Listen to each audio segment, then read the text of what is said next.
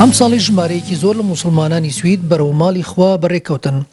حەج سەبارەت بەوان وەک تەحەدایەکی ئیمانی تێدەڕوان و دەڵێن باوەڕمان قوڵتر دەکاتەوە و پەیوەندیمان لەگەڵ موسڵمانانی وڵاتانی تردا بەهێزتر دەکات. ژمارەی موسڵمانان لە ئەوروپادا لە زیادبووندایە و دوای ئەو کۆچەی پەنابەران لە سووریا و ئەفغانستان و عێراقەوە ژمارەی موسڵمانان زۆرتر و زۆرتر دەبێت. کۆمەڵێک کوردین لە شاری یەتۆبۆریەوە لە ڕێگای مزگەوتی شارەکەمانەوە سونی سنتر. ئەمڕۆ ئینشاءڵڵا یەکەم وەجمەمان دەرەچین بەرەو شاری جدە بۆ بەجێهێنانی فەریزەی حەج.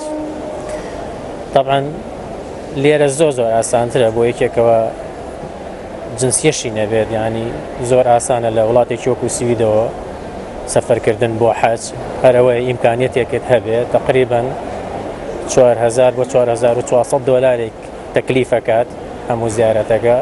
طبعاً فەرقەکانی لەگەڵ کوردستانە ئەوەیە کە لێرە تۆ ئامادەی خۆت تەنها ئەوەیە، ینی تۆ خۆت قەرارتدا خۆشکردی بە نسیب ئەوە شتێکی لە 100%. بەس کوردستان ینی ناونووسینە قەڵەباڵەخیە بەهۆی ئەوەی کەوا موسڵمانان لێرە ئەقەلیەتن، ینی وەجبەی سوید دایم وەکو بڵێ ئەسکەندە نافێ بە تایبەتی بە گشتی بە تایبەتی سوید، ینی دایم شتەکان زەمانە چەند کەس بیەوێ ئەتوانێت لێرەوە بڕوە مەفتوحە.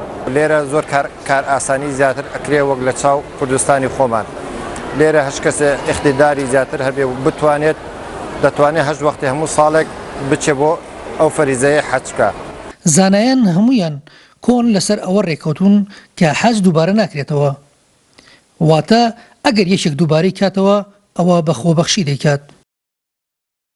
بەڕاستی ئێمە فترەیەکی زۆرە دەمێکە بە تەمام زیارەتی ماڵی خۆی گەورەکەم ئینشاڵڵا لێتەوە. بەڕاستی لێرە کار ئاسانیە، لێرە سەرە و شتی ناوێ نای خۆتە نووسیت و کاتی خۆی تر کە بانگ دەکەن و ڕۆژی مەسەلەن شانزەی ئەمنەوەی دەرەچین ئینشاڵڵا. یا ڕەبی خوای نوخشەش بێ لەو خوشک و برە موسڵمانم کە حەزی دەکەن و بچن. ئێمەم حەملەیەمان بۆ حەجاجەکانی سوید لە شاری یەتۆبۆری ڕێخستووە بەشی سوننەکان.